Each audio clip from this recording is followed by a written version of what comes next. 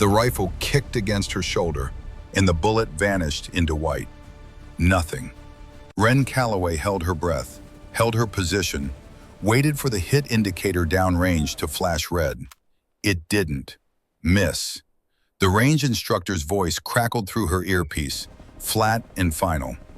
Target 1, no impact. She adjusted, found the second target through her scope. The wind hit her from the left like a physical blow. 40 knots screaming across the qualification range at Fort Denali with the kind of fury that made grown men turn their backs and wait for better conditions. Wren didn't turn. She fired. Target 2, no impact. Behind her, boots shifted on frozen ground. The body language of men watching someone fail and feeling confirmed in everything they already believed. Target 3.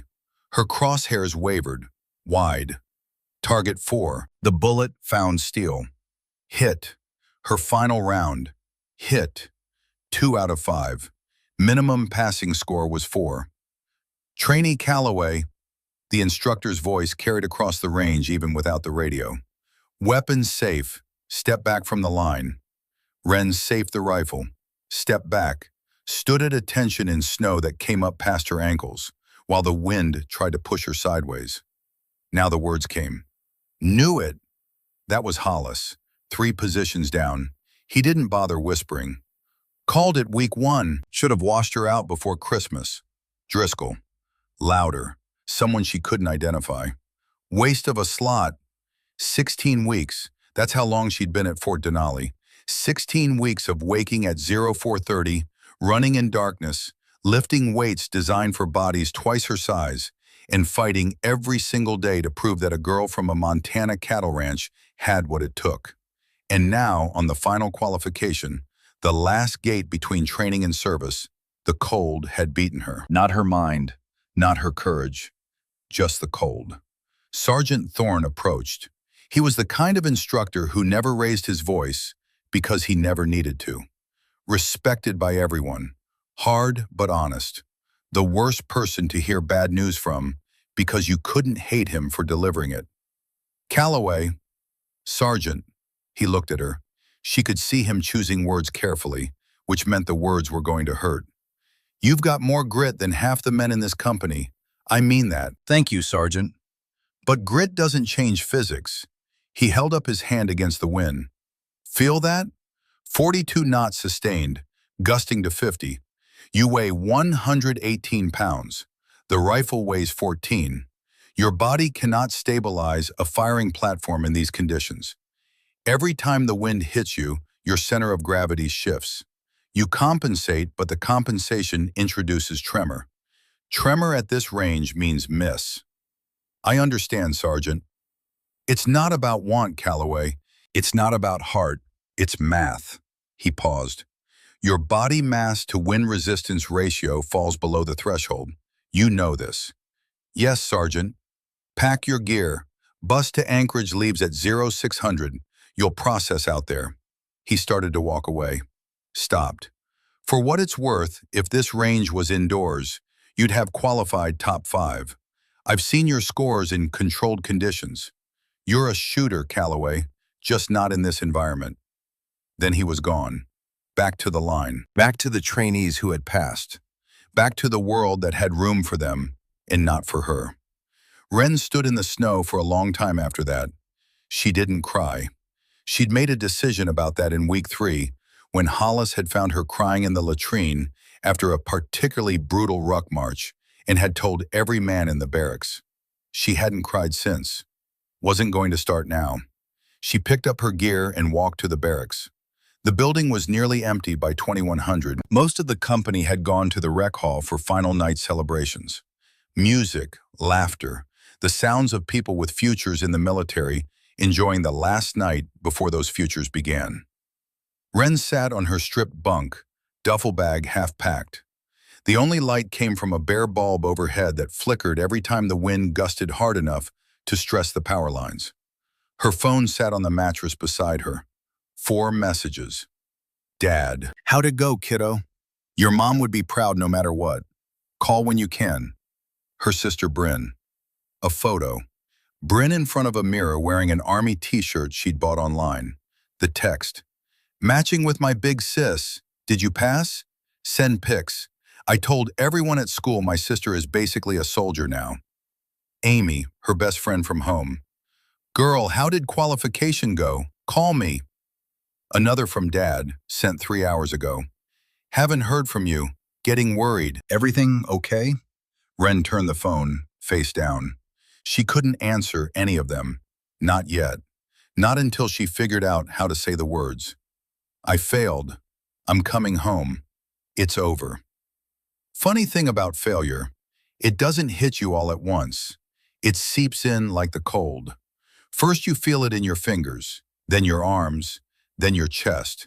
And by the time it reaches your core, you realize it's been killing you slowly for hours, and you just didn't notice. She started folding clothes. Mechanical movements, stack, fold, pack. The muscle memory of someone who'd been preparing to leave places her whole life. The lights flickered again, harder this time. The wind outside sounded like a freight train running full speed into the side of the building. Then a different sound, rotor blades. Ren stopped packing, tilted her head. Helicopters didn't fly in this weather. The base had grounded all air assets 6 hours ago when the storm hit severe warning levels. She'd heard the announcement herself, but that sound was unmistakable, growing louder, coming closer. She moved to the window, wiped frost from the glass with her sleeve, pressed her face close. A helicopter, black, no visible markings, no running lights, dropped out of the blizzard like it had been born from the storm itself. It touched down on the parade ground with the precision of a pilot who'd done this in worse conditions and found them boring. Rotors kept turning. Snow blasted outward in a perfect circle. A figure stepped out, walked toward the barracks, not running, not hurrying, walking with the steady pace of someone who owned every piece of ground beneath his feet. The barracks door opened. No knock. Commander Declan Hale stood in the doorway, and the temperature in the room seemed to drop another 10 degrees. Not because of the cold coming in, because of the man himself.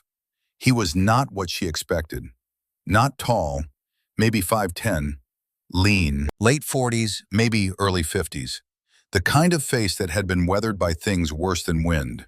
His eyes were the color of glacier water, pale, clear, and absolutely still. Those eyes found her immediately, like he'd known exactly which bunk, which corner, which shadow she'd be sitting in. Ren Calloway. It wasn't a question. She stood anyway. Sir. He stepped inside, closed the door. The sound of the storm muffled but didn't disappear. You failed qualification today. Yes, sir. He looked at her half-packed duffel, at her hands still red and stiff from the range, at the phone lying face down on the mattress. Why? The question landed like a punch she didn't see coming. No one had asked her why. They'd told her why. She repeated what she'd been told. Insufficient body mass to stabilize the firing platform in extreme wind conditions, sir. Center of gravity displacement exceeding compensatory threshold. Tremor introduced through muscular fatigue exacerbated by... Stop. She stopped. That's their answer. I asked for yours. Ren met his eyes. Something in them, not kindness, not exactly, but an absence of the judgment she'd been drowning in all day made her honest. I'm not big enough, sir. I'm not strong enough to hold the rifle steady when the wind is trying to push me off my feet.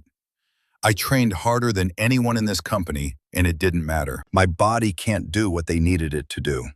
Wrong, she blinked. Your body can't do what they needed it to do. That's a different statement than what you think it is. He moved into the barracks, slow, looking at the empty bunks, the cleared lockers, all the spaces where people who'd passed used to be. How long can you hold your breath, Calloway? Sir, answer the question. 3 minutes, sir, 3.5 on a good day. Resting heart rate? 52, sir. Under stress? Never been above 64, sir, even during the stress inoculation exercises. He turned back to her. And today on the range, when you missed those shots, what did you feel? This question was different. It wasn't tactical.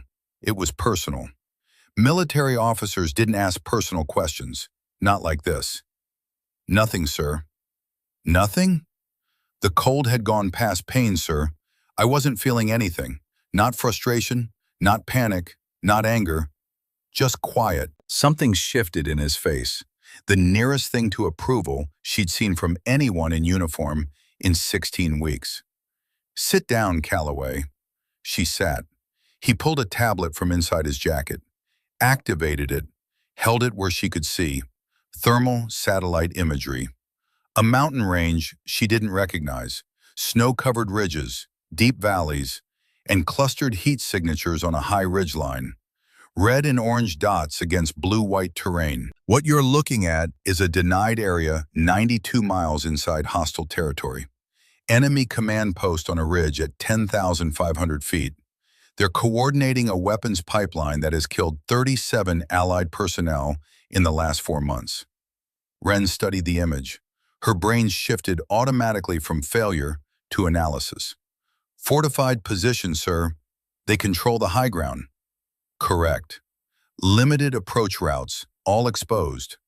Also correct. A ground team would be visible on thermal imaging from, she calculated, at least 2 kilometers out.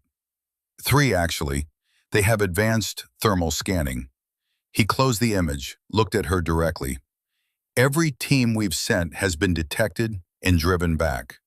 2 operators were killed last month, 3 more wounded. Sir, why are you showing me this? Hale leaned forward slightly. Because conventional teams generate too much thermal signature, too much noise, too much movement. The enemy expects groups. They scan for groups. Their entire defensive network is designed to detect and eliminate teams. He paused. I need one person, one shooter, someone who can be inserted alone. Move 18 kilometers through hostile territory without being detected. Set up a position within 300 meters of that command post and remain motionless for up to 8 hours in minus 35-degree conditions. Another pause. I need someone whose body temperature runs low enough to defeat thermal scanning. Someone whose heart rate stays below detection threshold. Someone who can control their breathing so completely that they produce zero visible vapor in sub-zero air. He let that sink in. I need someone the enemy's equipment literally cannot see. The silence that followed was so complete, she could hear her own heartbeat. 54 beats per minute. Steady. Even now. What do you mean, sir? Exercise whiteout. January. Your squad was tasked with establishing a concealed observation post during a blizzard. You remember? She remembered. The frozen creek bed. The water that had soaked through her gear. The 5 hours of lying absolutely still while her squad moved on without her. They forgot about me, sir. They did. Your squad leader didn't notice you were missing for 2 hours. When he finally called it in, the observer team ran thermal scans to locate you. He held her gaze. You didn't show up on any scan. The equipment operators recalibrated 3 times, ran diagnostics, replaced a sensor unit. They concluded the scanners were malfunctioning. They weren't malfunctioning, sir. No, they weren't. You were simply invisible. He stood. Every other trainee in that exercise was actively trying to hide, digging in, building shelters, creating heat, movement, noise. You did nothing. You just lay there, breathing, still. And in doing nothing, you disappeared from every detection system we had. Wren remembered the creek bed. She hadn't been trying to be invisible. She'd been trying to survive, trying to stay warm by staying still the way her grandfather had taught her during hunting trips in the Montana winters. Don't fight the cold. Become part of it. Sir, I appreciate what you're saying, but I just failed basic training. I'm not qualified. You're not qualified for their mission. Hale moved to the door. I'm offering you mine. The helicopter's rotors were still turning outside. She could hear them through the walls. The helicopter leaves in 5 minutes. Pack survival gear only. No personal items. No phone calls. No one can know about this. Sir, my family. Your family will be told you're being held for additional administrative processing. Standard delay. They won't worry for 72 hours.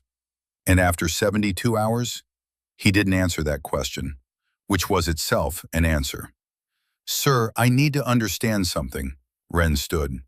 You came here in this storm, in a helicopter that shouldn't be flying, for me, a trainee who just washed out. Why? Commander Hale opened the door. The storm screamed in. Snow swirled around him like a living thing. Because every shooter I've sent to those mountains was the best, strongest, fastest, most qualified on paper, and every one of them failed. The enemy detected them, tracked them, drove them back. He looked at her one final time. You are none of those things. You are small, you are cold, you are quiet, and on a frozen battlefield where being seen means being dead, you are the most dangerous weapon I have ever found. He stepped into the storm. 5 minutes, Calloway. The door swung shut. Ren stood in the empty barracks, heart rate 56, hands still cold, brain processing at a speed she didn't know she possessed. She looked at her duffel, her phone, the messages from her family she hadn't answered. She looked at the door. Then she thought about something she hadn't allowed herself to think about in 16 weeks. She thought about home, about Montana, about a day 21 years ago when everything changed. November 2008. She was 7 years old. Her mother Marlo lay in the hospital bed with skin like paper and eyes that had already started looking past this world into the next. Stage 4 cancer. The doctors had stopped using words like treatment and recovery and started using words like comfortable and time. Ren sat beside the bed holding her mother's hand. It felt like holding bird bones. Fragile. Temporary. Promise me something, Marlo said. Her voice was barely more than breath. Anything, Mama. Promise me you'll be strong for your dad, for Bryn, for yourself. I promise. I know you will. Marlo smiled. The morphine made her eyes unfocused, but the smile was real. You've always been my quiet one, my little ghost. You see things other people miss. You feel things other people can't feel. She squeezed Ren's hand with what little strength remained. Don't let them make you loud, baby. Don't let them make you something you're not. The world needs quiet. The world needs people who can be still. 3 weeks later, Marlo was gone, and Ren went silent. Not the normal sadness of a child who'd lost a parent. Something deeper. She stopped talking in school, stopped playing with other children, stopped being present in the way she'd been before. Her father Garrett watched this happen with the kind of helplessness that comes from being good at solving problems and facing one that has no solution. He was a man built by the Army Rangers and refined by 2 decades of Montana winters. Hard hands, harder life. He'd served in places whose names he couldn't tell his family and done things he couldn't talk about even if he wanted to. But watching his 7-year-old daughter disappear into herself after her mother's death broke something in him that combat never had. 2 months after Marlo died, Garrett took Ren out to the ranch's old shooting range. January, 15 degrees, wind that cut through every layer like it had a personal grudge. He set up a target at 200 yards. Your grandpa Silas taught me something in Korea, Garrett said. He handed her a rifle scaled down for a child's frame. Most men think war is about being loud, being aggressive, being seen. He helped her position the rifle against her shoulder. But Grandpa learned different. He learned that the quietest man in the forest is the one who survives, the one who can be so still that even the birds forget he's there. That's the one who comes home. I don't want to shoot, Daddy. I know, but I need to give you something to hold on to. Something that's yours. Your mama's gone. I can't fix that. But I can teach you what my daddy taught me. He crouched beside her, his hand on her back. Don't fight the cold, Ren. Become it. Let it into your lungs. Let it slow your heart. Let it make you part of the mountain. She fired, missed by 3 feet. Good. Now do it again. But this time, don't try so hard. Just breathe. Just be. She fired again. Closer. They stayed on that range for 2 hours. Wren fired until her fingers were numb and her shoulder ached, and she hit the target more often than she missed. When they walked back to the house, Garrett carrying both rifles, Wren said the first complete sentence she'd spoken in 2 months. Can we do it again tomorrow? We can do it every day. And they did. Winter, 2015. Wren was 14. She'd been hunting with her father since she was 8, but this was different. This was the hunt Garrett had been preparing her for since that first day on the range. Elk season. Late December. The kind of cold that makes your lungs hurt when you breathe too deep. They hiked into the high country before dawn, found a position overlooking a valley where elk were known to move. Set up in a natural depression in the rocks with a perfect sight line. Then they waited. 5 hours, 6 hours, 7 hours. Wren didn't move, didn't shift position, barely blinked. She'd learned over the years that hunting wasn't about the shot. It was about the waiting, the absolute stillness that came before. Her father had taught her that patience wasn't passive. It was the most active thing you could do. It was a choice you made with every breath to remain exactly where you were, to become part of the landscape, to let time pass through you instead of fighting against it. Hour 8, the elk appeared. A bull, massive, 800 yards across the valley.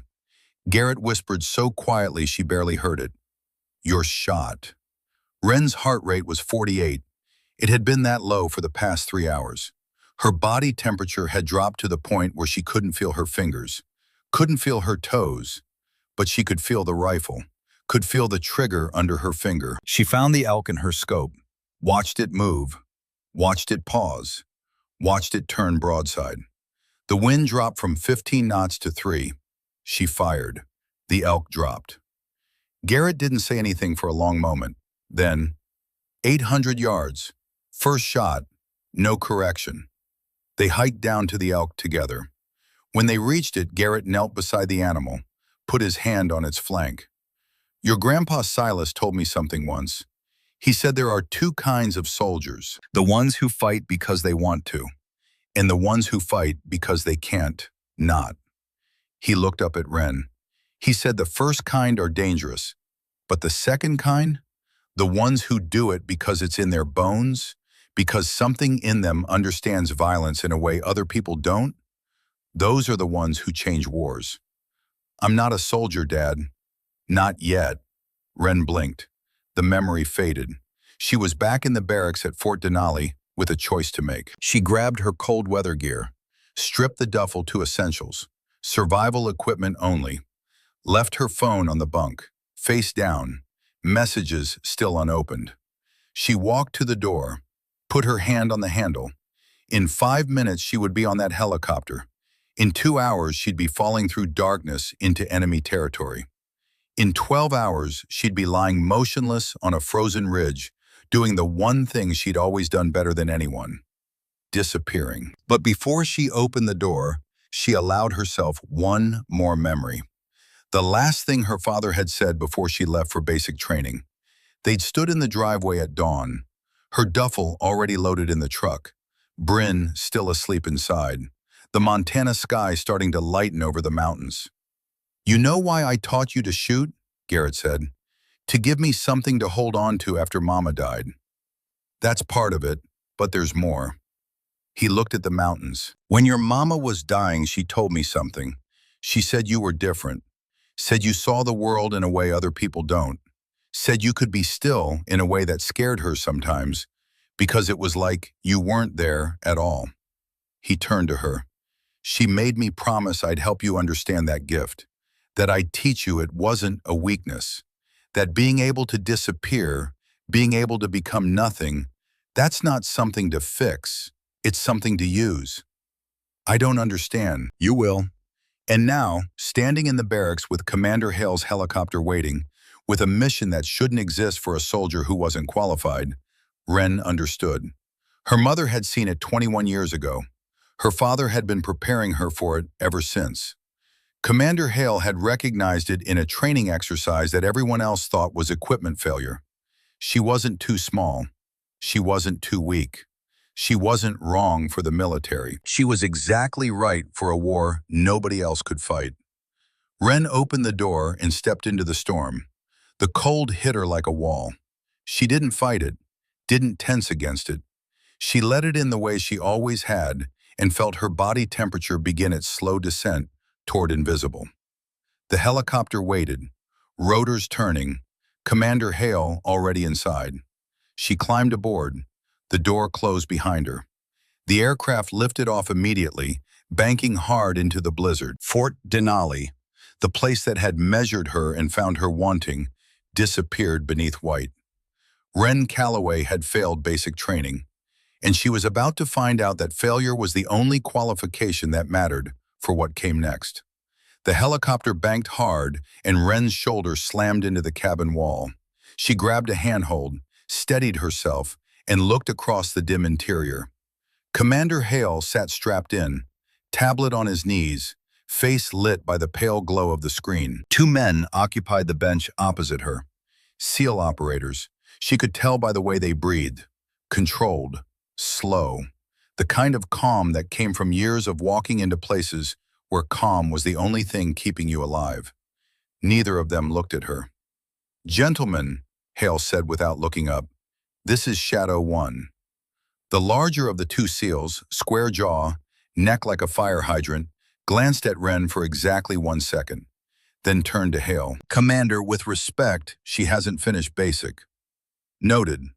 "She's a trainee." Also noted. "We're sending a trainee alone into a denied area where 2 qualified operators were killed last month." Hale looked up from the tablet. "Petty Officer Brennan, what happened to those operators?" The SEAL's jaw tightened. "Thermal detection. Enemy picked them up at 2 clicks. Mortar fire within 90 seconds of identification." "And why were they detected?" Silence. "Because they were 220 pounds of body heat moving through -30-degree terrain. Their thermal signatures lit up like bonfires on every scanner the enemy had." Hale turned the tablet toward Wren. "She won't." Brennan looked at Wren again. Longer this time. She met his gaze and held it. Didn't flinch. Didn't look away. "How old are you?" he asked. 23. "Ever been shot at?" "No." "Ever killed anyone?" "No." "Ever spent a night alone in hostile territory?" "No." He turned back to Hale. "Commander, petty officer, I didn't bring her here because of what she's done. I brought her because of what she is." Hale pulled up the thermal satellite imagery. "Brief her." Brennan stared at Hale for a 3 count. Then something in his expression shifted. Not agreement, compliance. There was a difference, and everyone in that cabin knew it. He leaned forward, pulled the tablet closer, pointed. "Karak Mountain Range, 92 miles inside hostile territory. Your insertion point is here. Valley floor, elevation 6,000 feet. Your target is here. Ridge position, elevation 10,500. Distance between insertion and target, 18 kilometers. 18 kilometers through what? Wren asked. Through hell. The second SEAL spoke for the first time. Younger, quieter, name tape read Voss. Enemy patrols rotate through the valley on 4-hour cycles, at least 3 teams of 4. They know we've been trying to get eyes on that ridge. They're hunting for us as hard as we're hunting for them. Wren studied the imagery. What's the command post structure? Brennan answered. Semi-permanent, reinforced, thermal shielded on 3 sides. 8 to 12 personnel at any given time. Guard rotation every 90 minutes. Disciplined, professional. Who are they? Hale cut in. Not your concern. What matters is what they're doing. That command post coordinates a weapons pipeline responsible for 37 Allied casualties in 4 months. The field commander on that ridge, call sign Viper, is the operational brain.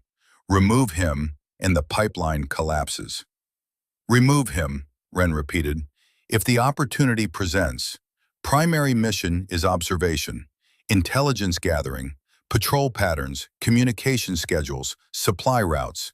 Secondary mission is interdiction. Hale's voice dropped half a register. If you get a clean shot at Viper, you take it.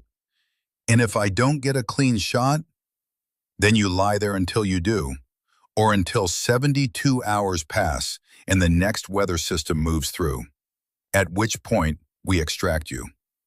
Ren let that sink in. 72 hours. 3 days on a frozen ridge. Alone. No backup. No support.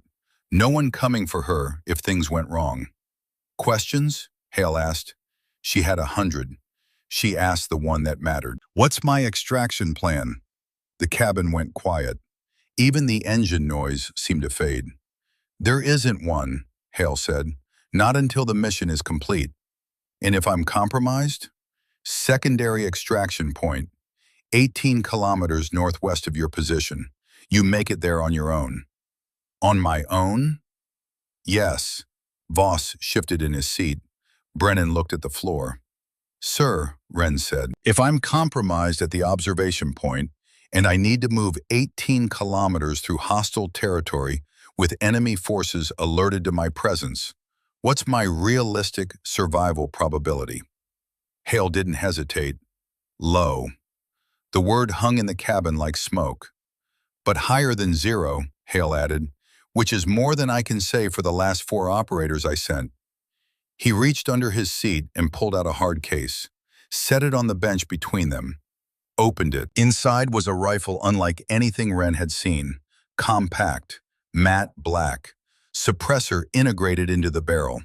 The kind of weapon that existed in small numbers for specific purposes and never appeared in any catalog. Custom platform, Hale said. Subsonic ammunition. Reduced muzzle flash. Effective range depends entirely on the shooter. Wren picked it up. The weight was wrong. Too light, like holding a thought instead of a weapon. Her hands found the grip naturally. Index fingers settled beside the trigger guard without conscious thought. It feels, she started, like it was built for you. Hale almost smiled. It was, or rather, it was built for someone your size. We commissioned it 3 years ago for an operator who never materialized. Until now. He closed the case and handed her a smaller item. A device roughly the size of a cigarette lighter. Single button, small LED. Dead man's switch. You check in every 12 hours by pressing that button. If 12 hours pass without a check-in, we assume you're compromised or dead. Mission scrubs, you're on your own. Wren turned the device over in her hands. And if I'm just unable to reach it, injured, pinned down, then you'd better find a way to reach it. She put the device in her chest pocket, close to her heart where she'd feel it. Gear, Hale continued. You'll carry the rifle, sidearm, 4 magazines total. Emergency rations, 100 hours worth. Water purification. Minimal medical kit. Cold weather gear rated to -40. Thermal suppression layer. That's it. Everything else is weight. Weight is heat. Heat is detection. Detection is death. He leaned back. You insert at 0400. Stormfront provides cover. After insertion, you're alone. Completely. No communication unless emergency. No support. No cavalry. Brennan spoke again. Calloway, she looked at him. I've been doing this for 14 years. I've seen operators with 1,000 hours of training freeze up the first time they go solo in denied territory. It's not like training. It's not like anything. The darkness, the cold, the knowledge that no one is coming, it breaks people. Is that a warning or a question? Both. Wren looked at the rifle on her lap, at the dead man's switch in her pocket, at the satellite imagery still glowing on Hale's tablet. I've been alone my whole life, petty officer. The only difference now is the rifle. Brennan held her gaze for a long moment, then nodded once. A small movement, but she understood what it meant. The helicopter flew on through the blizzard. Nobody spoke again for 40 minutes. Then Hale checked his watch. 10 minutes to insertion. Gear up. Ren pulled on the thermal suppression layer. It was thin, almost impossibly thin for the conditions she'd be entering. But that was the point. Bulk meant heat. Heat meant visibility. She needed to be cold, needed her body to register as rock, as snow, as nothing. She checked the rifle, magazine seated, round chambered, safety on. Checked the dead man's switch. LED glowed green. Timer started. Checked her hands. Steady. Heart rate 54. 2 minutes. Voss moved to the door. Hooked the fast rope to the anchor point. Tested it. Wind speed at ground level is 35 knots, he said. Gusting to 50. Visibility near zero. You'll have approximately 4 seconds on the rope before the pilot has to pull out. 4 seconds. Don't waste them. The door slid open. Cold didn't enter the cabin. It attacked. Like something alive, something angry. The temperature inside dropped 30 degrees in 2 seconds. Ren stood, moved to the door, looked down into absolute white darkness. Shadow 1. Hale's voice behind her. She turned. 60 hours ago, a SEAL team leader with 12 years of combat experience rappelled into this same area. He lasted 6 hours before detection found him. He's in a hospital in Germany right now, missing 3 fingers. Why are you telling me this, sir? Because I need you to understand that what you're about to do isn't training. It's not an exercise. It's not a test. His glacier eyes held hers. If you step off this aircraft, you are either coming back as a ghost who completed the mission, or you're not coming back at all. Ren turned back to the open door. The wind screamed. The darkness waited. I stopped coming back the moment I left that barracks, sir. She grabbed the rope and jumped. 4 seconds. The rope burned through her gloves, even through the cold.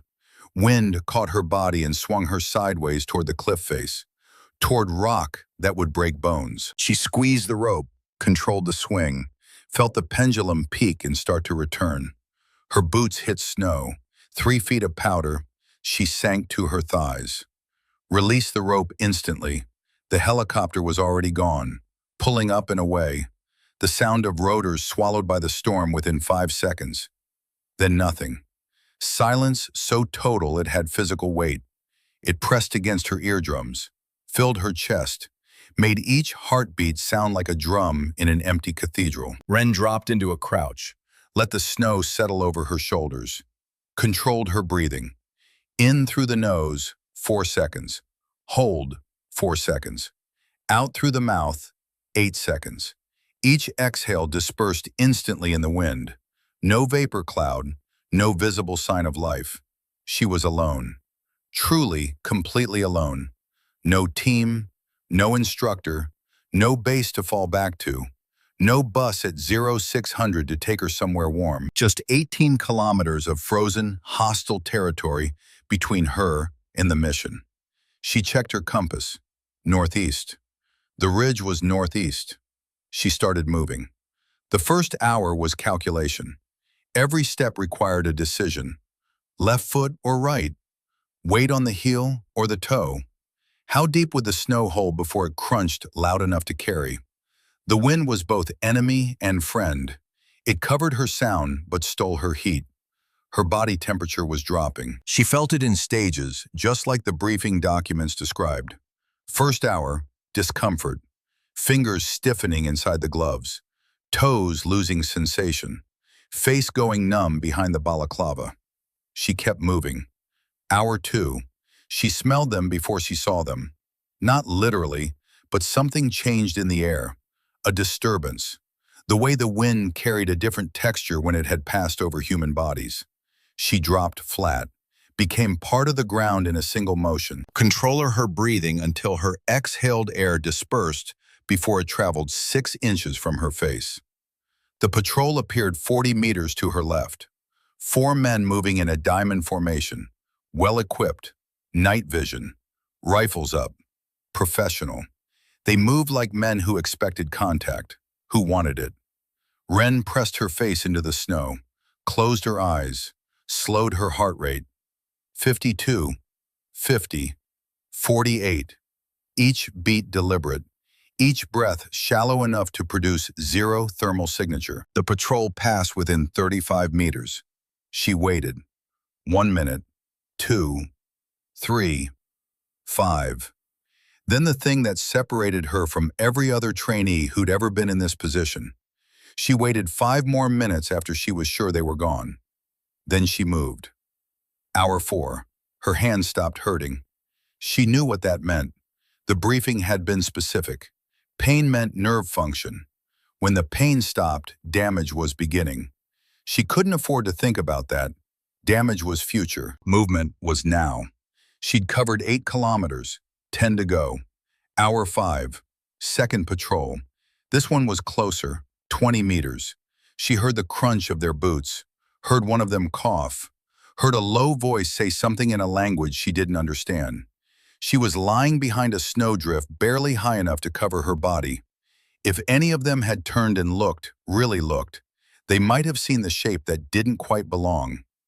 None of them looked. They moved on. Ren exhaled a breath she'd been holding for 90 seconds. Her lungs burned. Her vision had started to narrow from oxygen deprivation. She forced herself to breathe. Slow, controlled. Hour 6. She reached a checkpoint, not something on Hale's maps, something new, or something they hadn't known about. 200 meters below her position, down a steep slope. Lights, dim, shielded, but visible through her scope. 3 men, a communication array. They were directly between her and the ridge. She studied the position for 15 minutes. The guards rotated in a pattern, 2 facing downslope, 1 monitoring equipment. Every 12 minutes, the equipment monitor stepped outside and scanned the surrounding terrain with a thermal imaging device. Every 12 minutes, the area she needed to cross was being swept for heat. Ren checked her body temperature. Her extremities were nearly hypothermic. Her core was holding, barely. The thermal suppression layer was doing its job, but there were limits. She waited for the scan, watched the guard lift the thermal imager and sweep a slow arc across the slope. The arc took 40 seconds. Then he went back inside. 12 minutes. Ren moved, not up and walking, crawling, flat against the snow, arms pulling, legs pushing, a movement so slow it wouldn't register as motion on any sensor. She covered 50 meters in the first cycle. When the guard came out for the next scan, she was motionless. A bump in the snow, a rock, nothing. He scanned. The arc passed directly over her position. He went back inside. She moved again. 50 more meters, then 50 more. 3 cycles, 36 minutes of crawling through snow that soaked through every layer she wore. Her body temperature dropped another degree, then another. She cleared the checkpoint. Hour 7. 1 kilometer to go. Her body was shutting down in sections now. Feet gone, hands barely functional, arms responding but slowly, core holding, mind clear. That was the part that mattered, the mind. Hour 7.5. She reached the ridge, a natural depression in the rock. Wind scoured, snow filled, but deep enough to provide concealment. She slid into it like sliding into a grave, positioned herself face down with the rifle extended, cleared snow from the scope. The enemy command post was 290 meters below her position. She could see it clearly through the optics.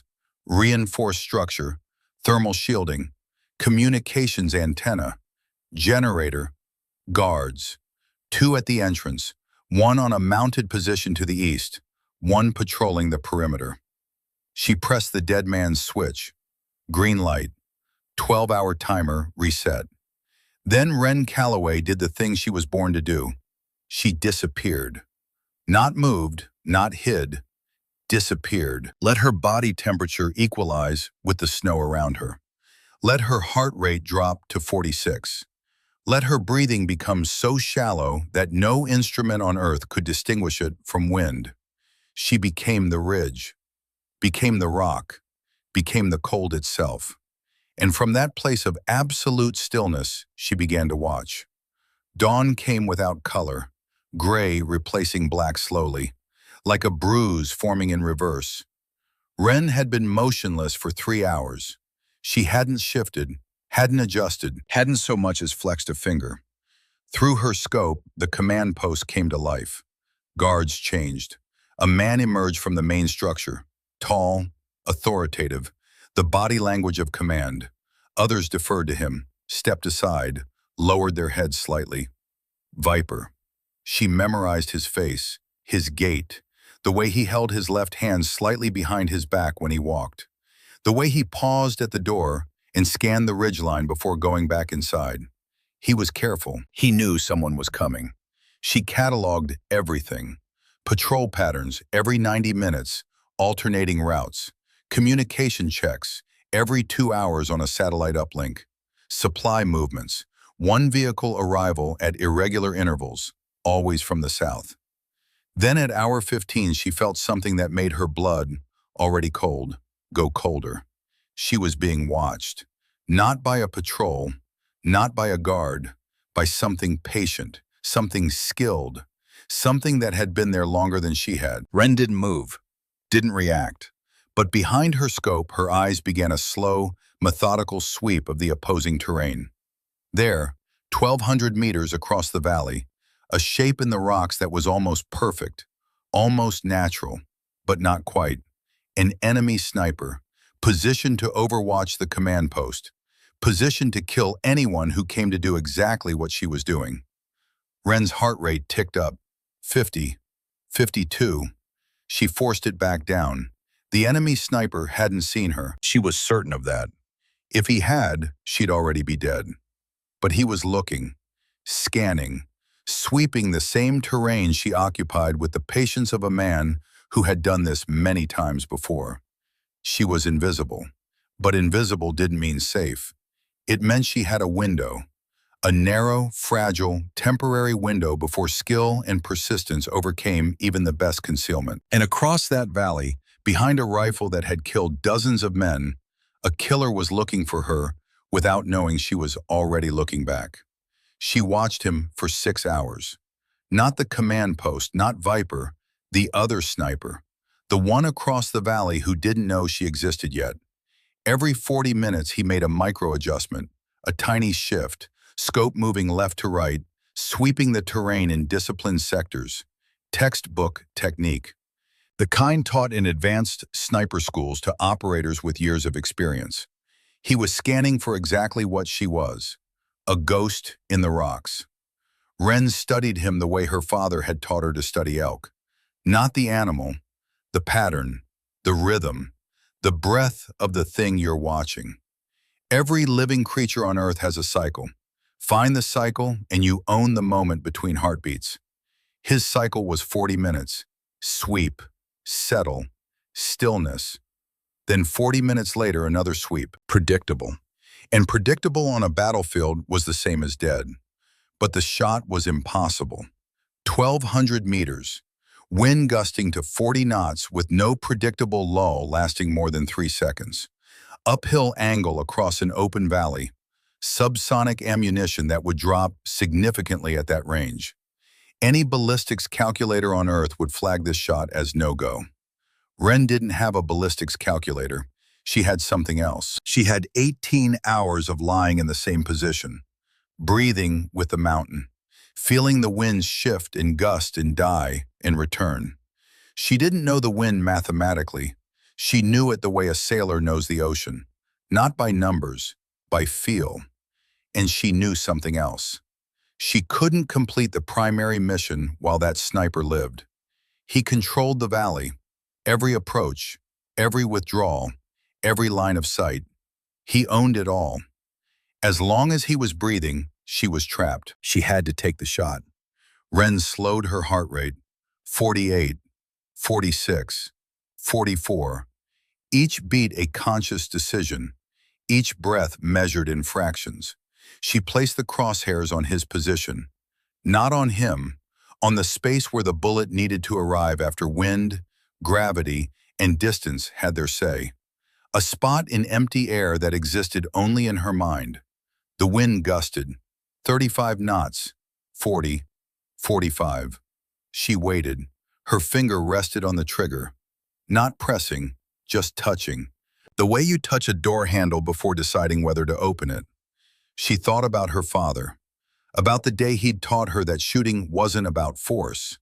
It was about patience, about knowing the exact moment when the world aligned.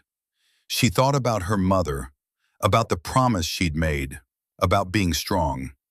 This was strong. This stillness, this waiting, this absolute refusal to rush. The wind dropped. Not completely. It never stopped completely up here, but it fell from 40 knots to 12 in the space of 2 seconds. A window, a breath between gusts. Wren fired. The rifle kicked. Subsonic round left the barrel with a sound no louder than a book dropping off a table. The bullet climbed, arced, fell. 1,200 meters of thin, frozen air. She watched through the scope. 8.7 seconds. The enemy sniper's position erupted. Snow and rock fragments sprayed outward. The shape that had been almost natural became obviously, violently unnatural. Direct hit. For exactly 3 seconds, the valley was silent. Wren allowed herself one full breath. One moment of something that wasn't quite relief, but lived in the same neighborhood. Then the world exploded. The first mortar round hit 35 meters below her position. The concussion reached her before the sound did. A pressure wave that compressed her chest and made her ears ring. Snow cascaded down from above, burying her scope. She cleared the lens, looked down. The command post had erupted into organized chaos. Men running but not panicking, taking positions. Someone was shouting orders, and a mortar team, she could see them now, pre-positioned behind the main structure, was adjusting their tube. They pre-sighted mortar positions to cover every conceivable sniper hide on the ridge. Her muzzle flash, barely a flicker with a suppressed weapon, had been enough. They triangulated her location in seconds. Second mortar round, 30 meters above her. Closer. Rock shrapnel rained down. A piece hit her left shoulder. She felt the impact but not the pain. The cold had eaten pain hours ago. They were bracketing her, one short, one long. The third round would split the difference. Wren grabbed her rifle and moved. Not thought, not decision, instinct. The kind that exists below consciousness in the animal brain that doesn't waste time with analysis. She rolled out of the depression, got her feet under her, threw herself over the ridge crest as the third mortar round hit her position dead center. The blast wave caught her midair, picked her up like a hand and threw her. She hit rocks on the backside of the ridge, left side, hip, ribs, shoulder, head. A sequence of impacts that her body registered as one continuous event of wrong. She slid 20 feet down loose scree before her hands found a hold. Stopped, lay still, assessed, rifle still in her grip. She'd held on to it through the blast, through the fall, through everything. Her hands had locked around it independent of conscious thought. Body functioning, mostly. Her left leg sent a signal that arrived as bright white noise. Something had happened to it during the fall. Torn. Broken. She didn't know yet and couldn't afford to check. Radio. She keyed the mic. Shadow 1 to Overwatch. Compromised. Taking indirect fire. Static. Then Hale's voice. Calm as a man ordering coffee. Shadow 1. Report status. Position destroyed. Enemy mortar response within 15 seconds of engagement. They had pre-sighted positions. Did you engage the primary target? Negative on Viper. Engaged and eliminated secondary target. Enemy counter-sniper at 1,200 meters. A pause. She could almost hear Hale processing that information. Recalculating. You hit a target at 1,200 meters with subsonic ammunition in 40-knot winds. Yes, sir. Another pause. Longer. Can you move? Wren tried her left leg, put weight on it. The white noise became a scream that traveled from her ankle to her skull and back. Affirmative. Mobility is compromised. Left leg is damaged. How damaged? She pressed her hand against her knee, swelling already. The joint felt loose in a way joints weren't supposed to feel. Significant, sir. Can you make 18 kilometers? 18 kilometers on this leg through enemy territory, with every patrol now alerted and converging on her position. I can make it, sir. Secondary extraction point, 18 kilometers northwest. Coordinates already in your GPS. You have 14 hours. 14 hours. Copy. Shadow 1. Hale's voice changed, not softer, deeper. The voice of a man about to say something he didn't want to say. If you can't make it, use the dead man's switch to scrub. We'll know. And then what, sir? And then you're on your own. The radio went silent. Ren lay on the rocks and did the math. 18 kilometers, 14 hours. That was 1.3 kilometers per hour. A healthy person walking casually covered 5 kilometers per hour. A trained operator in this terrain could manage 2.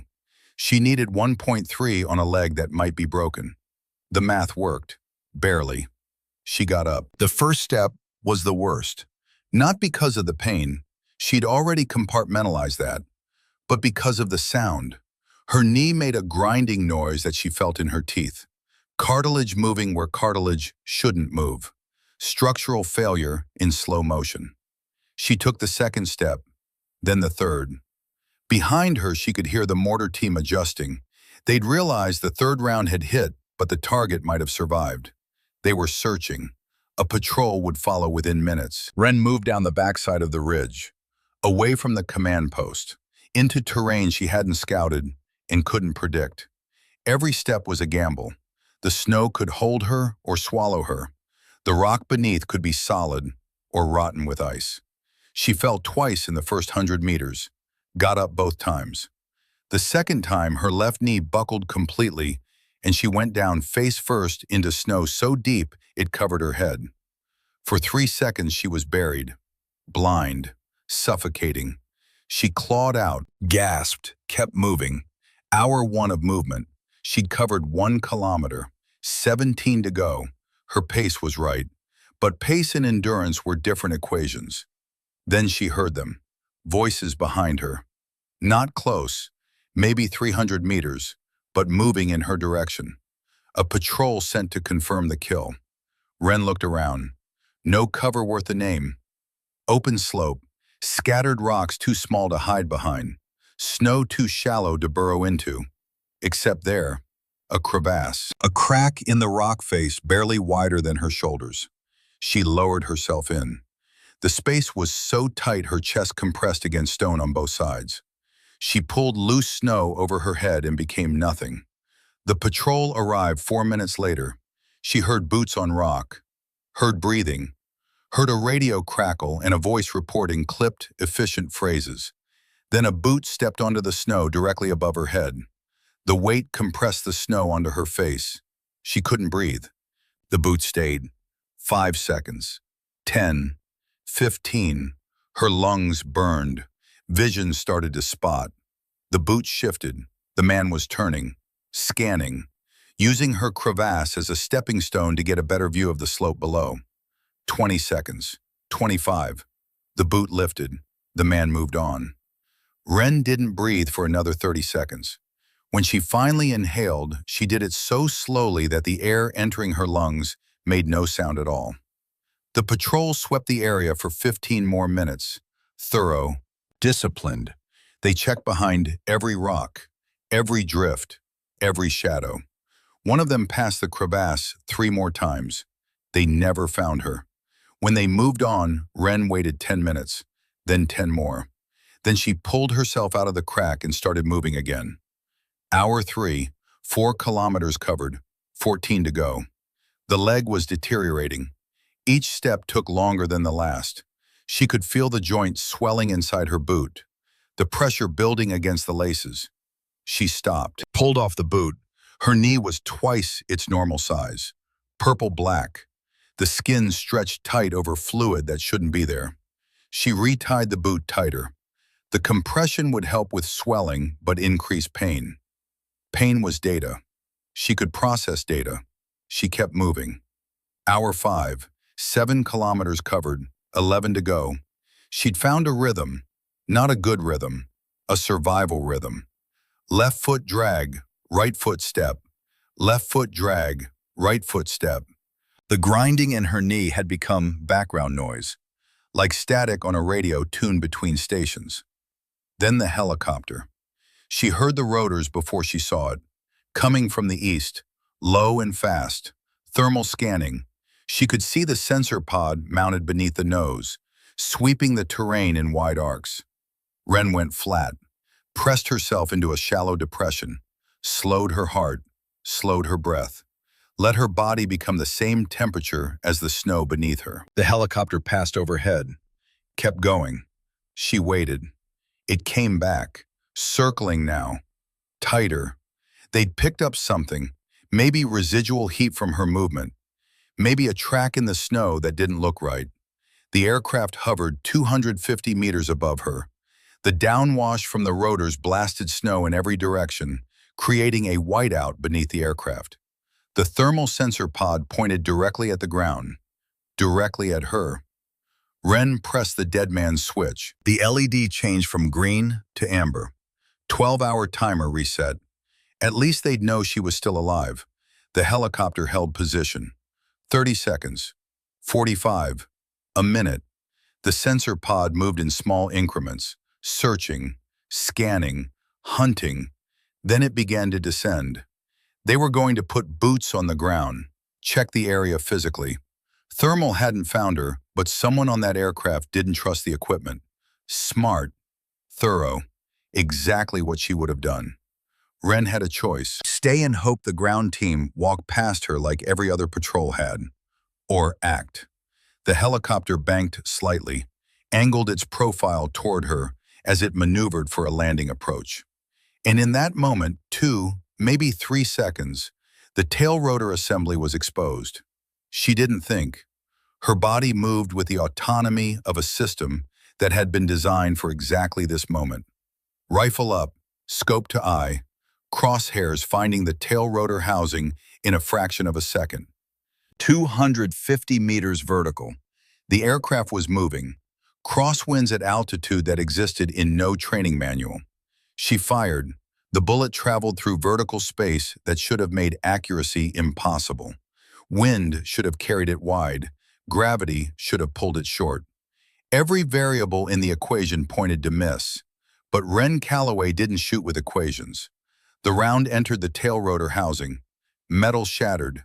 The tail rotor seized. The helicopter didn't explode. It simply stopped being a helicopter and started being a falling object with spinning parts. The aircraft yawed violently. Once. Twice. The pilot fighting for control with everything he had. He was good. He managed to convert the spin into a controlled descent. The helicopter hit the ground hard 400 meters to the east. Skids buckled. Rotor blades chewed into snow and rock. But it didn't roll. Didn't burn. The crew was alive, which meant they'd be coming for her. Wren was already moving. Stealth was over. Speed was the only currency that mattered now. She ran. Or what passed for running on a leg that sent electric agony through her body with every impact. Left foot scream, right foot push, left foot scream, right foot push. Behind her, the downed helicopter's crew was scrambling out. She could hear shouts, commands, the sound of men who'd just been shot down organizing a pursuit with professional speed. She had maybe 5 minutes of lead. She used them. Kilometer 8, 9, 10. The terrain was working against her now. Uphill, rocky, snow thin enough that her boots scraped stone, leaving marks that anyone could follow. Her leg gave out at kilometer 11. Not gradually, not with warning. The knee simply stopped being a knee. She went down mid-stride, hit the ground with her full weight on her right side, and slid 3 meters on ice before stopping against a boulder. She lay there breathing hard. Heart rate spiked to 90, the highest it had been since insertion. Her body was telling her something very clear. Stop. Done. Finished. Wren pulled herself to sitting, looked at her leg. The knee was no longer swollen. It was deformed. The joint had shifted. Something structural had given way completely. She took the strap from her rifle sling, wrapped it around the knee, pulled it tight enough to make her vision go white, took a piece of debris, a flat rock, smooth enough, wedged it against the outside of the joint as a crude splint. 7 kilometers to go. She stood on one leg, tested the splinted knee. It held weight, barely. The pain was beyond anything she had language for. But it held. She moved. Kilometer 12. 13. The pursuit had gone quiet. Either they'd lost her trail in the rocky terrain, or they were being smart, hanging back, tracking, waiting for her to stop. She couldn't stop. Kilometer 14. Her hands had stopped working. She'd been gripping the rifle for so long that her fingers had frozen in position. She couldn't have released the weapon if she'd wanted to. It was part of her now, fused by cold and determination into a single system. Kilometer 15. She could see the extraction area, a clearing ahead, too open, too obvious. That was the false LZ. Commander Hale had planned for this. He knew the enemy would anticipate extraction points. She turned east, 100 meters through broken rock to the cliff face. The real extraction point. She found it. An anchor bolt drilled into the rock face. A small platform barely large enough for one person. Designed for a fast rope extraction under fire. Wren set up her final position. Back against the cliff, rifle aimed at the false LZ. 2 magazines left, 16 rounds. She keyed the radio. Shadow 1 to Overwatch, at secondary extraction point. Hale's voice, immediate. He'd been waiting. Shadow 1 status. At the extraction anchor. Left leg is non-functional. I'm not walking out of here, sir. Understood. Bird is spinning up. 8 minutes.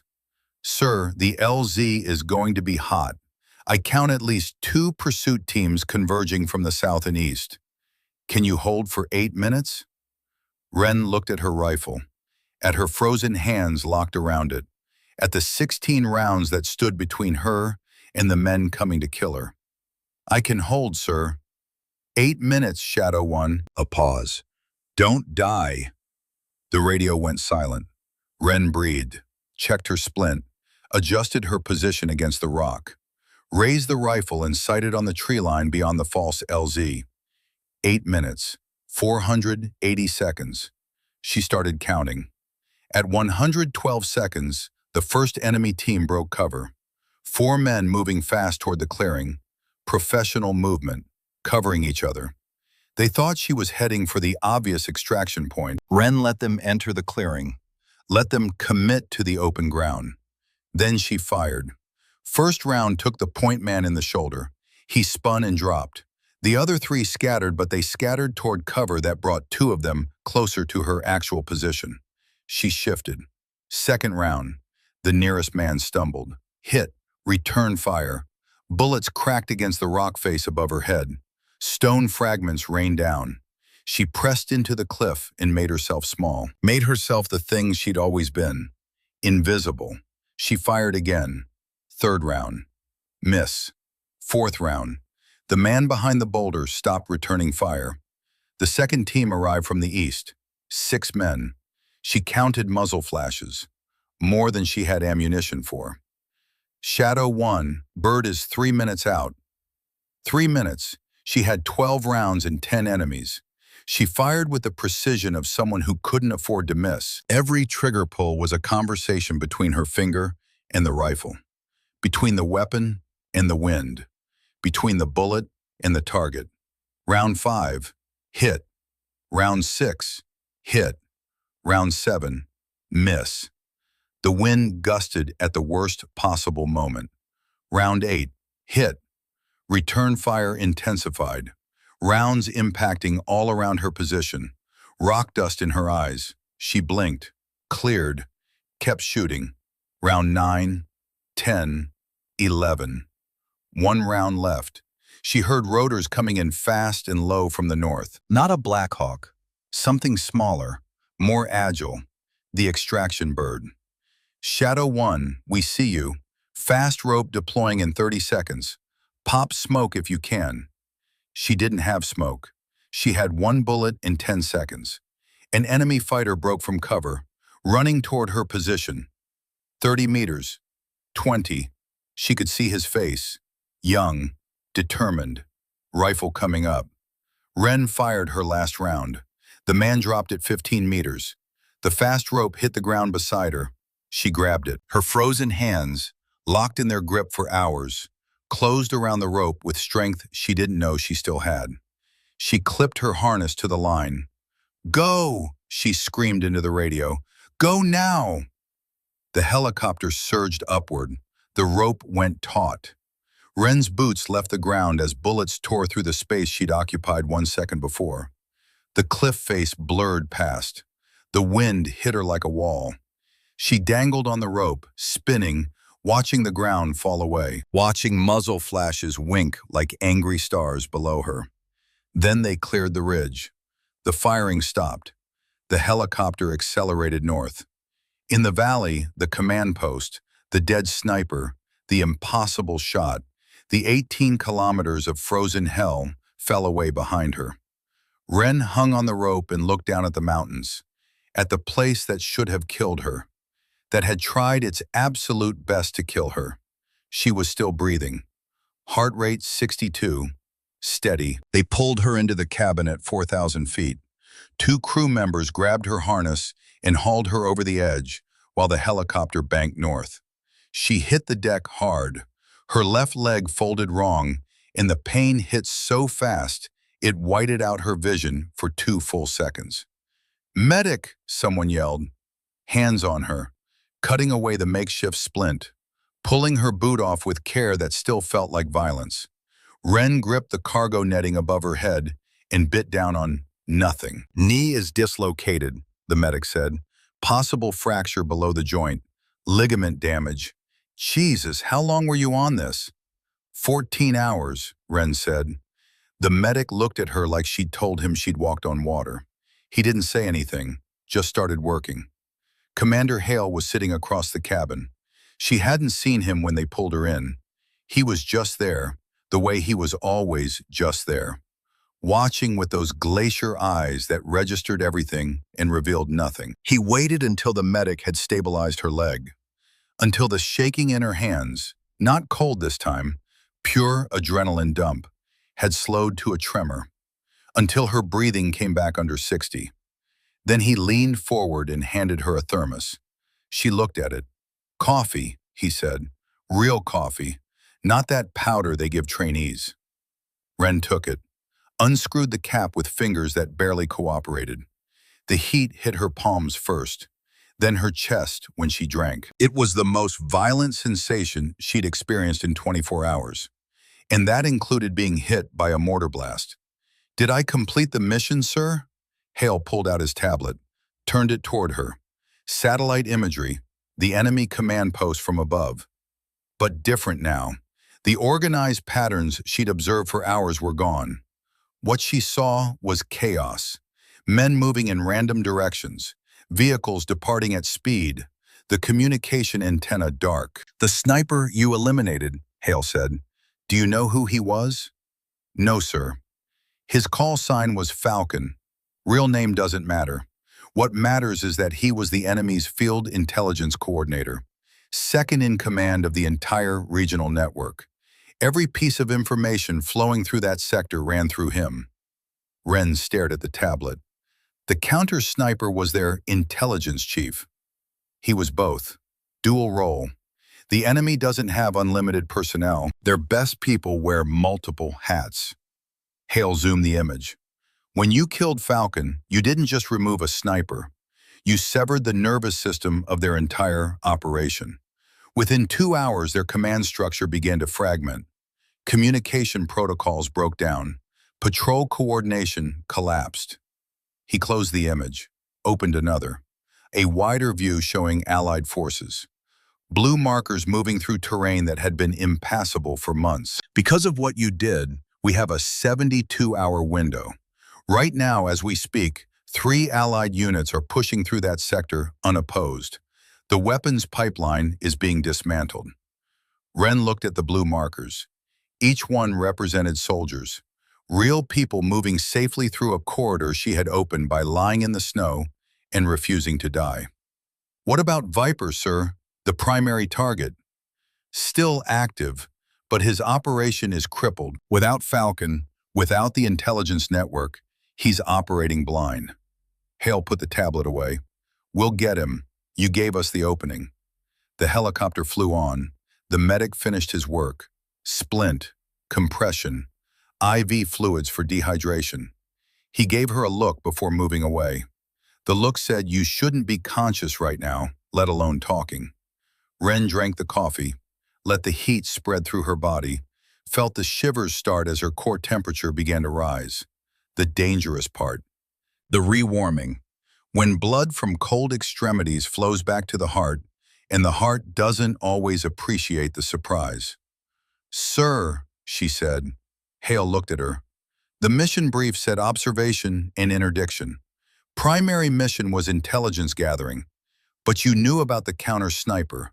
You knew he was there. It wasn't a question. Hale treated it like one anyway. We suspected. You sent me to kill him. That was always the real objective.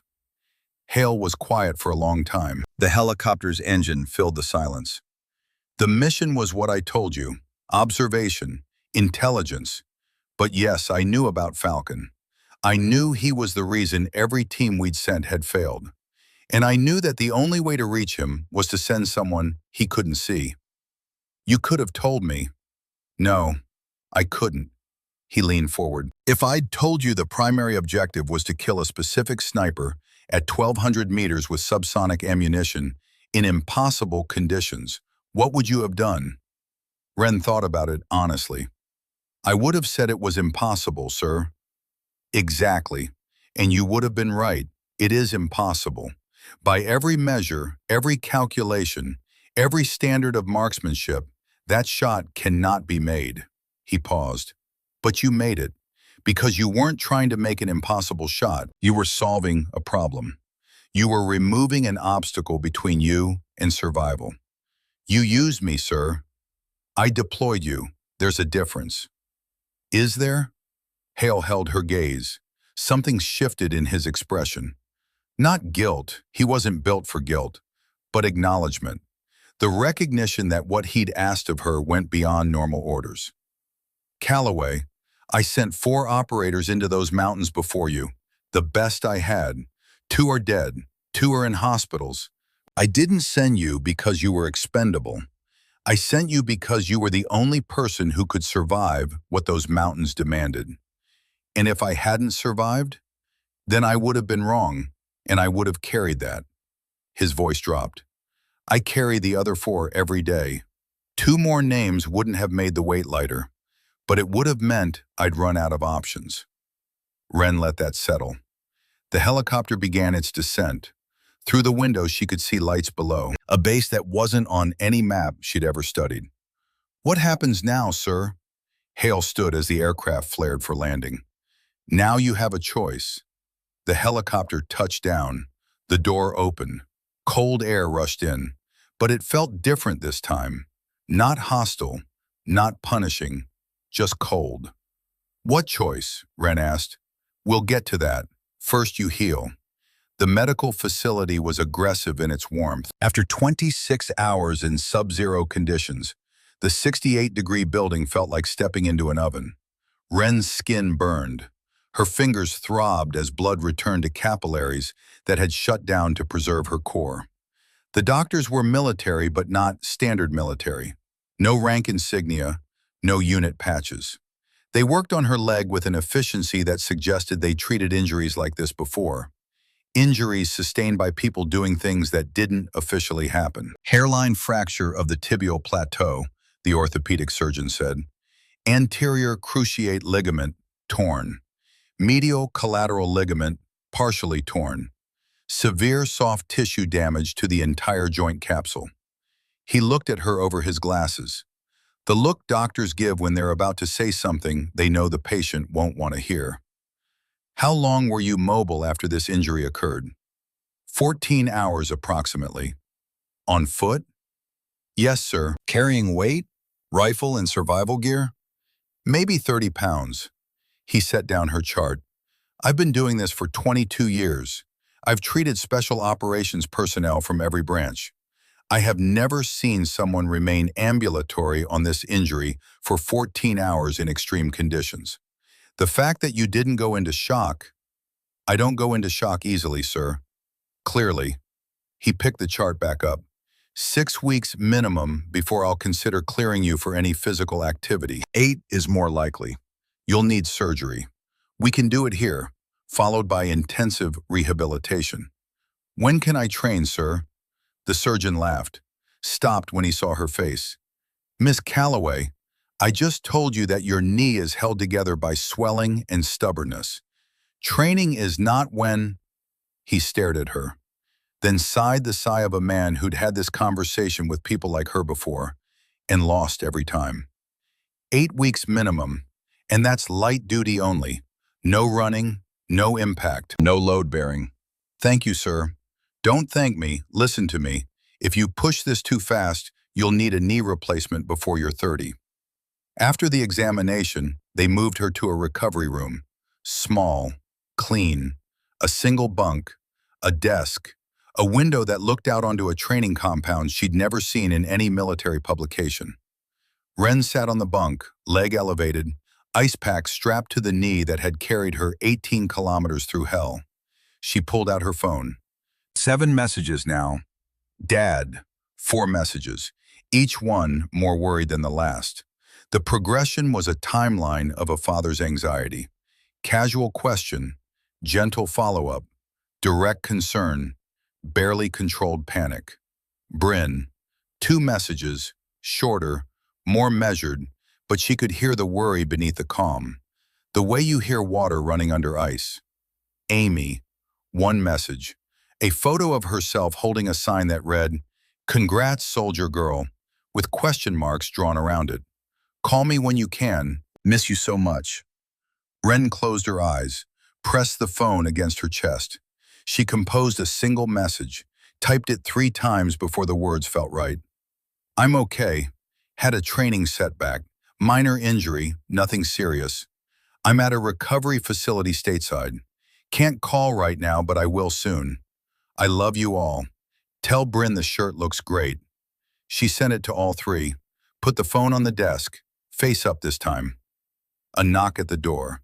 Heavy, confident. The knock of someone who didn't wait for permission, but had enough respect to announce themselves first.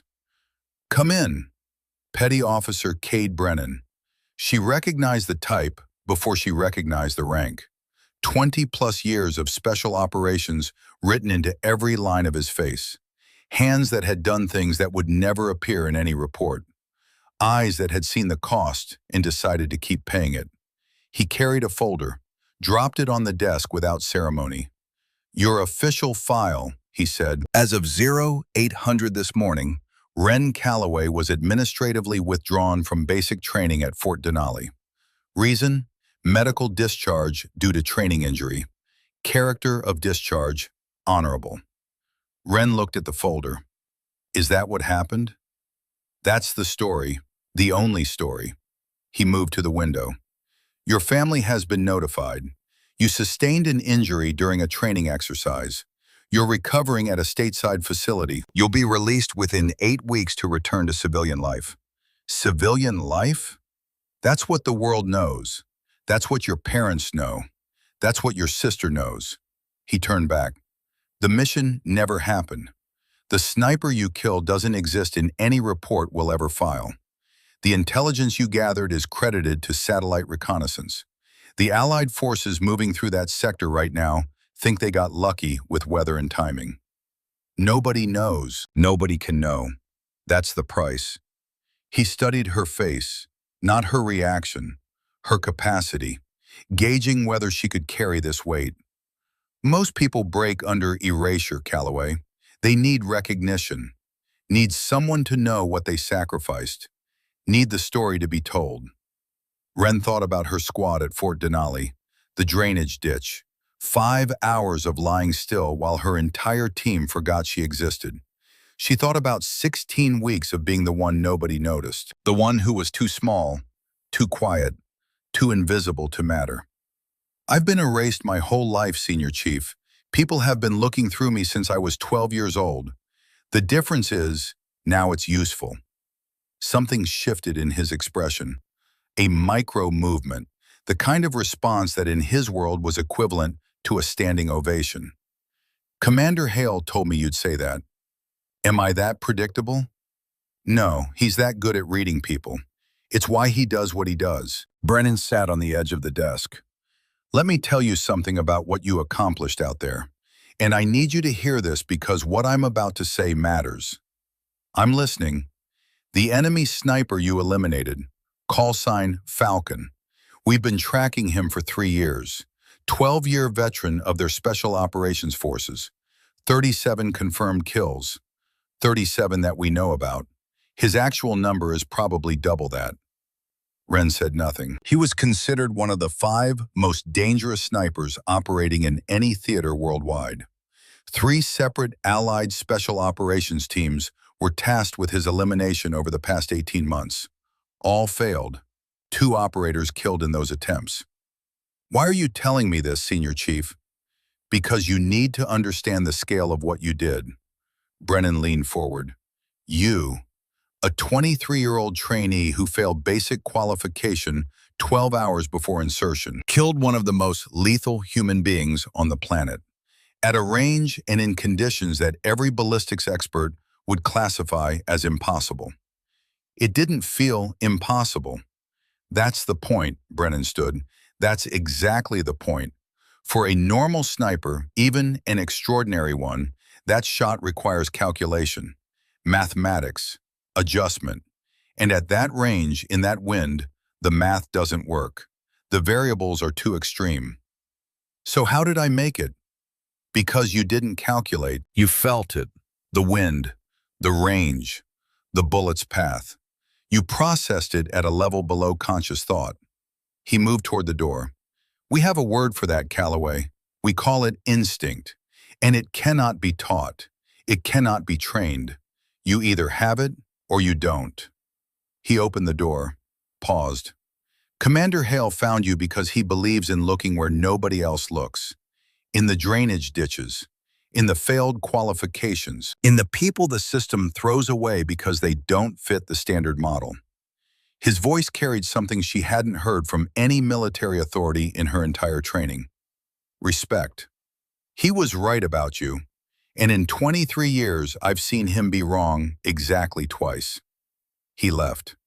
Wren sat alone.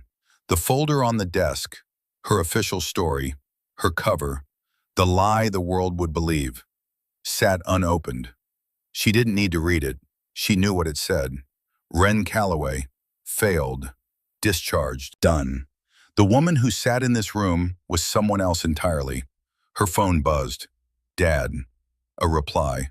Oh, kiddo, I'm so relieved to hear from you. Bryn and I have been worried sick. A training injury.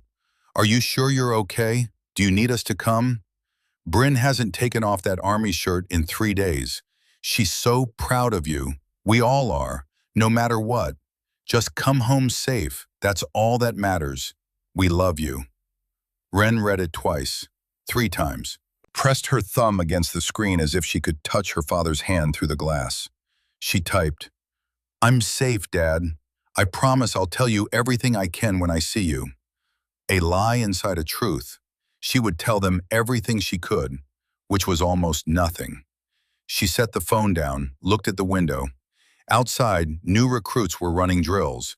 Standard formation, standard exercises. The same system that had measured her and declared her insufficient. They ran in straight lines, in perfect cadence, fitting perfectly into boxes built for bodies larger than hers. Somewhere beyond those training grounds was a mountain range where she'd been invisible, where she'd killed a man most special operations teams couldn't touch, where she'd crawled 18 kilometers on a broken leg through enemy territory and survived. Those recruits would never know about it. Nobody would ever know about it. And for the first time, Wren Calloway understood that she was okay with that. Walter Reed Medical Center. Week 1. Surgery on day 3. 6 hours. The doctors rebuilt her knee with pins and grafts in patience. When she woke, her father was sitting beside the bed. He didn't speak for 5 minutes, just held her hand. Finally, "Your mom would be proud. I'm proud." Ren's eyes filled. "I failed, Dad. I washed out of basic." "No." Garrett's voice was firm. "You became what I always knew you were. Took me 23 years to see it clearly, but I see you now." He reached into his jacket, pulled out a photograph. Baby Ren, maybe 2 months old. Garrett holding her, looking at the camera with an expression Ren had never seen on his face before. Wonder. She turned it over. Written on the back in her father's handwriting, faded but legible. "My little ghost. She'll save lives someday." March 2001. "You knew," Ren whispered. "When I was born, you knew. Not the details, not the how, but I knew you were different. The way you'd go quiet and still, even as a baby. The way you'd watch everything, like you were learning something the rest of us couldn't see." He squeezed her hand. "When your mama was dying, she told me to help you understand that gift. That being able to disappear wasn't something to fix. It was something to use. I've been trying to teach you that for 23 years. Looks like it finally took." Week 2. Bryn visited. Her sister burst through the door with the energy of a 19-year-old who'd been holding worry for too long. She hugged Ren carefully, mindful of the leg, but tight. "You're my hero," Bryn said. "I don't care what happened." She pulled out her phone, showed Ren photos. A shooting club, 32 girls, college age, some younger, all holding rifles, all looking at the camera with expressions that range from nervous to determined to fierce. "Started it last month, because of you. Girls who felt too small, too weak, too invisible." Bryn smiled. "They have somewhere now, someone to look up to." "I didn't do anything special." "Yes, you did. You tried. You showed up. You didn't let them make you quit." Bryn sat on the edge of the bed. "Half these girls wanted to quit after the first week. I told them about you, about how you trained for 16 weeks even when everyone said you couldn't. They stayed." The nightmares started week 2. 3 times a night, Ren woke screaming, sheets soaked, heart racing. The images were always the same. Falcon's position exploding, snow and rock and blood spraying outward. The young enemy soldier at 15 meters, the one she'd shot with her last round. His face, maybe 19, maybe 20. The helicopter crew scrambling from the wreckage. Men she'd tried to kill who were probably someone's sons, someone's brothers. Week 3, a psychiatrist came. Dr. Iris Bridgewater, mid-40s, kind eyes, the kind of calm that came from hearing terrible things and not being broken by them. "Classic acute stress response," she said after their first session. "What most people call PTSD. I'm fine. You lost 11 pounds in 26 hours, nearly died from hypothermia and kidney failure, killed 11 people in combat. You're not fine." Ren looked at her hands. "I don't know if I'm a soldier or a murderer. You're a person who did what was necessary to survive and to protect others. Those aren't mutually exclusive with feeling the weight of it." Dr. Bridgewater leaned forward. "The fact that you're having nightmares, the fact that you see their faces, that's not weakness. That's proof you're still human.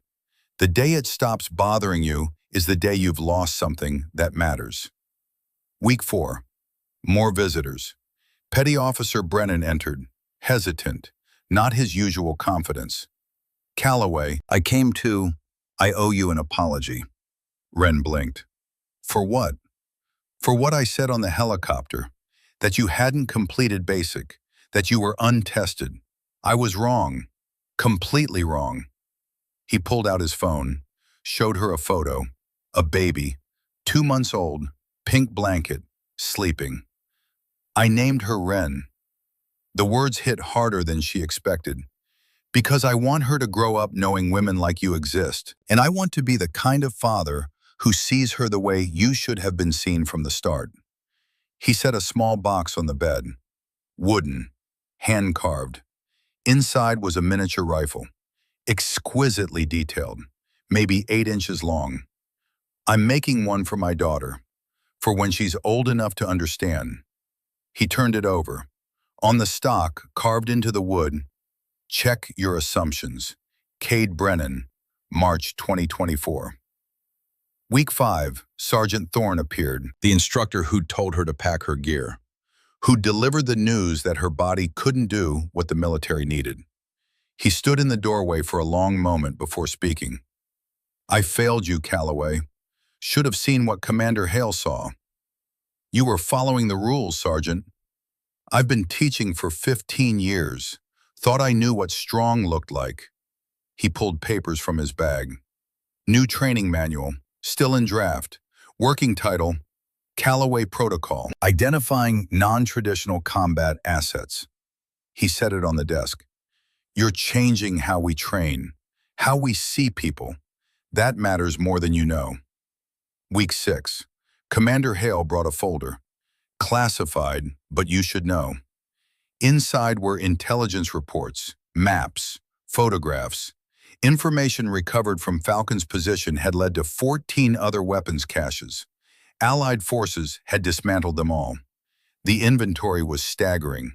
240 IEDs, 1,800 small arms, 60 RPGs. Enough explosive material to level a city block. Conservative estimate, Hale said. You saved 200 lives, maybe 500. Wren looked at the numbers. They felt abstract, unreal. I killed 11 people for it. Yes, that's the cost. And you'll carry it forever. But so will 200 families who still have sons, daughters, parents. He closed the folder. I didn't come here to make you feel better. I came to make sure you understand the math. What you did matters. That doesn't erase the weight. It just means the weight has purpose. Week 6, the offer. Hale sat in the chair beside her bed, not at the desk, beside her, like this was personal. We have a unit, special operations, people like you, invisible operators. He pulled out a folder, official, heavy. I can get you in, bypass basic, direct commission, lieutenant rank, full medical coverage, signing bonus. He set the folder on her lap. You'd be the best we have. Wren looked at the folder, at the future it represented. Career, purpose, identity. Then she looked out the window. At the therapist's office across campus where Dr. Bridgewater helped broken soldiers find their way back. Sir, I need to ask, why did you really pick me? Hale was quiet for a moment. Your father taught me something at Fort Benning in 1998. He said the best operators aren't the ones who want glory, they're the ones who'll do what's necessary and carry the weight afterward. He said you were like that. Even at 7 years old, after your mom died, you went silent, but you were listening, learning, becoming. And now? Now you're exactly what he said you'd be. Wren picked up the folder, felt its weight, opened it. Lieutenant bars, signing papers, a life lived in shadows. She closed it, set it aside. Thank you, sir, but no. Hale's expression shifted. Surprise, respect. No? I became what you needed on that mountain, but I don't know if that's what I need. She looked at him directly. I have to figure out who I am when I'm not pulling a trigger. Hale nodded slowly. Your father would understand. He left Spec Ops too, became a teacher instead. He stood, held out his hand. If you ever change your mind, the door's open. They shook. He left. Wren sat alone with the folder she'd refused and felt, for the first time in weeks, like she'd made the right choice. Montana, March 2029, 5 years later. Wren Calloway was 28 years old. She walked with a cane. Her left knee ached when rain was coming. She'd learned to predict weather better than any meteorologist just by the grinding sensation in her joint. The sign outside her office read, Mountain View Counseling, veterans and first responders. She saw 6 clients a day, sometimes 7, all of them carrying weight they couldn't put down. Tuesday afternoon, a young woman, 21, Army, just back from deployment. "I keep seeing his face," the woman said. "The guy I shot. He was just doing his job, just like me, and I killed him." Ren leaned forward. "I know. I see them too." "Does it get better?" "It gets different. You learn to carry it. But here's what someone told me once. Carrying the weight means you're still human. The day it doesn't bother you, that's when you've lost something." The woman's eyes filled. "So I just live with this forever?" "You live with it, but you don't live with it alone." Ren handed her a card. "Group therapy, Tuesdays and Thursdays. Other people who understand, who carry the same weight, it helps." After the session, Ren locked up. Her father was waiting outside. Garrett Calloway, 53 now, retired from ranching. He spent his days helping Ren with the practice and teaching kids to shoot at the local range. They drove to the ranch together, sat on the porch as the sun set over the mountains. "Your mom would be proud," Garrett said. "You found your way. Took me 5 years. Took me 30 to find mine. You're ahead of schedule." Ren's phone rang. Bryn. Her sister was a high school teacher now. Ran a shooting program for girls. 120 members across 3 schools. "Sis, we had 30 new girls join this month. They all asked about you." "What'd you tell them?" "That my sister proved strong doesn't mean loud. That quiet is power." After the call, Ren walked to the barn, to her father's old shooting range. The rifle from the mission hung on the wall, decommissioned, never fired since that day. She hadn't touched it in 5 years. She took it down, held it, felt its weight, remembered the cold, the wind, the 1,200-meter shot that shouldn't have been possible. Remembered Falcon, the young soldier at 15 meters, the 11 lives she'd taken to save 200. Remembered who she'd been in those mountains. Ghost, invisible, weapon. She put the rifle back on the wall, walked outside. Montana sunset painting the sky orange and purple and gold. Ren stood in her father's field and let herself feel it all. The pride, the shame, the weight, the purpose. She thought about the choice Commander Hale had offered, the life she'd refused. And she knew, standing there in the quiet with her father's rifle behind her and her clients' faces in her mind, that she'd made the right decision. Being strong enough to pull the trigger meant being strong enough to put the gun down. She walked back to the house. Her father was making dinner.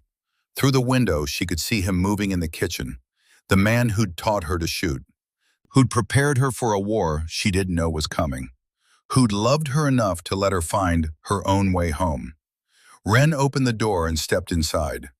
The warmth wrapped around her like a promise, like forgiveness, like peace. And in that moment, Ren Calloway understood something that had taken her 28 years to learn. Silence wasn't emptiness. It was the sound of someone who'd been to war and chosen to come home. She sat down at the table with her father.